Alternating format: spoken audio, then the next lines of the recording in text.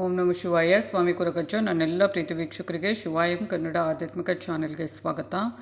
ನಮಗೆ ಮುಂದೆ ಒಳ್ಳೆಯ ಸಮಯ ಬರಲಿದೆ ಅಂದರೆ ನಮ್ಮ ಸುತ್ತಮುತ್ತ ಈ ಥರ ಎಲ್ಲ ಸೂಚನೆಗಳು ಕಂಡುಬರುತ್ತವೆ. ಯಾವ ಸೂಚನೆ ಅನ್ನೋದರ ಬಗ್ಗೆ ಹೇಳ್ತೇನೆ.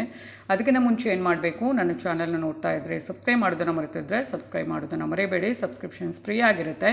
ಹಾಗೆಯೇ ಸಬ್ಸ್ಕ್ರೈಬ್ ಅಂತ ಒತ್ತುವಾಗ ಸೈಡಲ್ಲಿ ಬೆಲ್ ಐಕಾನ್ ಇರುತ್ತೆ, ಅದನ್ನು ಪ್ರೆಸ್ ಮಾಡಿದಾಗ ಆಲ್ ಅಂತ ಬರುತ್ತೆ, ಅದನ್ನು ಪ್ರೆಸ್ ಮಾಡೋದನ್ನು ಮರೆಯಬೇಡಿ. ಆಗ ಮಾತ್ರ ನನ್ನ ಎಲ್ಲ ವೀಡಿಯೋ ನೋಟಿಫಿಕೇಷನ್ ನಿಮಗೆ ಬೇಗ ಸಿಗುವಂಥದ್ದು. ಆಧ್ಯಾತ್ಮಿಕ ಜ್ಯೋತಿಷ್ಯಕ್ಕೆ ಸಂಬಂಧಪಟ್ಟ ಎಲ್ಲ ರೀತಿಯ ಉಪಯುಕ್ತ ಮಾಹಿತಿ ಇರುವಂಥ ವೀಡಿಯೋವನ್ನು ಹಾಕ್ತಾ ಇರ್ತೇನೆ.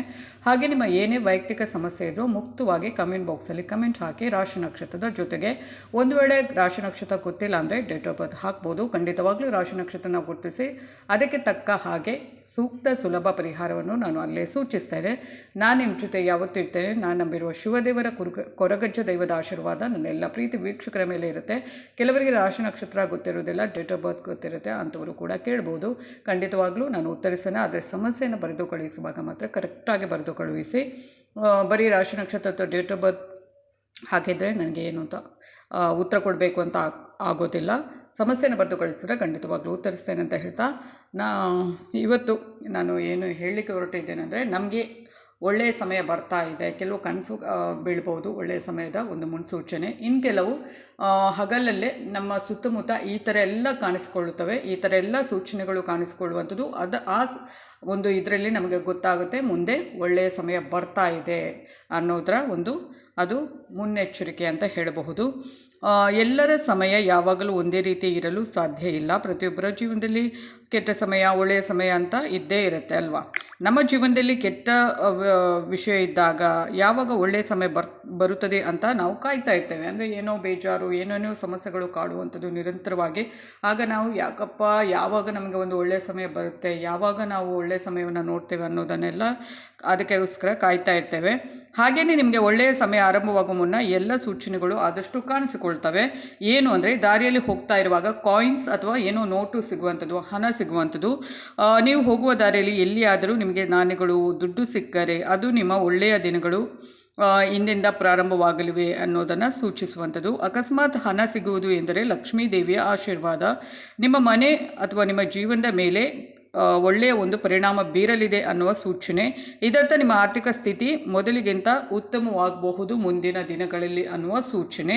ಹಾಗೆಯೇ ಪಕ್ಷಿಗಳ ಚಿಲಿಪಿಲಿ ಇದ್ದಕ್ಕಿದ್ದಂತೆ ಮನೆಯ ಹತ್ತಿರ ಪಕ್ಷಿಗಳು, ಅದರಲ್ಲಿ ಗುಬ್ಬಚ್ಚಿಯ ಚಿಲಿಪಿಲಿ ತುಂಬ ಕೇಳಿಸ್ತಾ ಇದ್ದರೆ ಅದು ಕೂಡ ಒಂದು ಒಳ್ಳೆಯ ಮುನ್ಸೂಚನೆ ಅಂತಲೇ ಹೇಳ್ಬೋದು. ನಿಮ್ಮ ಮನೆ ಅಂಗಳದಲ್ಲಿ ನೀವು ಅಂದರೆ ಇದ್ದಕ್ಕಿದ್ದಂತೆ ಗುಬ್ಬಚ್ಚಿಯ ಚಿಲಿಪಿಲಿಯನ್ನು ಕೇಳಿದರೆ ಇದು ಕೂಡ ಒಳ್ಳೆಯ ಸಂಕೇತ.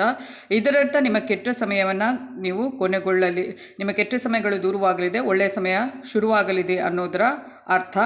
ಹಾಗೆಯೇ ನೀವು ಪಕ್ಷಿಗಳಿಗೆ ಒಂದಿಷ್ಟು ಕಾಳುಗಳನ್ನು ಹಾಗೂ ನೀರುಗಳನ್ನು ಹಾಕಿದರೆ ಇನ್ನೂ ತುಂಬಾ ಒಳ್ಳೆಯದಾಗಿರುತ್ತೆ. ಆನಂತರ ಇದ್ದಕ್ಕಿದ್ದಂತೆ ಎಕ್ಕದ ಗಿಡ ಮನೆಯ ಮುಂದೆ ಬೆಳ್ಕೊಳ್ಳುವಂಥದ್ದು. ಎಕ್ಕದ ಗಿಡ ಅಂದರೆ ಶಿವದೇವರಿಗೆ ಅತ್ಯಂತ ಪ್ರಿಯವಾದ ಹೂ, ಎಕ್ಕದ ಹೂ. ಅದು ಮನೆಯ ಮುಂದೆ ಇದ್ದರೆ ತುಂಬಾ ಲಕ್ ಮನೆಗೆ. ಇದ್ದಕ್ಕಿದ್ದಂತೆ ಅದು ಬೆಳೆಯಲಿಕ್ಕೆ ಶುರು ಮಾಡುತ್ತೆ. ನಾವು ನೆಡೋದಲ್ಲ ಅಥವಾ ಏನೂ ಇಲ್ಲ, ಇದ್ದಕ್ಕಿದ್ದಂತೆ ಅದೇ ಕಾಣಿಸ್ಕೊಳ್ಳುವಂಥದ್ದು. ಆಗ ಕೂಡ ಅದು ಕೂಡ ಒಳ್ಳೆಯದು. ನಿಮ್ಮ ಮನೆಯ ಅಂಗಳದಲ್ಲಿ ಅಥವಾ ಮುಖ್ಯದ್ವಾರಕ್ಕೆ ಸಮೀಪವಾಗಿ ಇದ್ದಕ್ಕಿದ್ದಂತೆ ಎಕ್ಕದ ಗಿಡಗಳು ಬೆಳೆಯಲು ಪ್ರಾರಂಭಿಸಿದರೆ ಇದು ಮಂಗಳಕರ ಮತ್ತು ಧನಾತ್ಮಕ ಶಕ್ತಿಯ ಸಂಕೇತ. ನಿಮ್ಮ ಒಳ್ಳೆಯ ದಿನಗಳು ಶೀಘ್ರದಲ್ಲೇ ಪ್ರಾರಂಭವಾಗಲಿದೆ. ವಾಸ್ತವವಾಗಿ ಎಕ್ಕದ ಸಸ್ಯಗಳನ್ನು ಬಹಳ ಮಂಗಳಕರ ಅಂತ ಪರಿಗಣಿಸಲಾಗುತ್ತೆ. ಮನೆಯ ಮುಂದೆ ನೆಟ್ಟರೆ ತುಂಬಾ ಅಂದರೆ ಕೆಟ್ಟ ದೃಷ್ಟಿ ಬರೋದಿಲ್ಲ, ಒಳ್ಳೆಯ ಒಂದು ನಮಗೆ ಆರ್ಥಿಕ ಪರಿಸ್ಥಿತಿ ಒಳ್ಳೆಯದಿರುತ್ತೆ. ಅಂದರೆ ಶಿವದೇವರಿಗೆ ತುಂಬ ಇಷ್ಟವಾದ ಹೂ ಎಕ್ಕದ ಹೂ.